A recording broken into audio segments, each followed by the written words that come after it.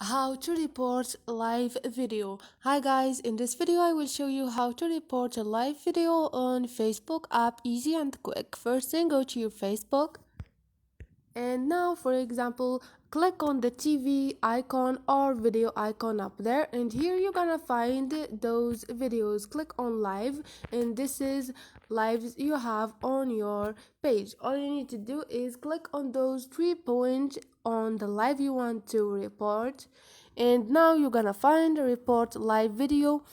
Click on it, and now you have to select a problem. If someone like why you are reporting this one, hate speech, spam, whatever you want, or other, to find other thing, and click on submit if you are done. And this is it, easy and quick. Hope this video was helpful to you, and don't forget to like and subscribe.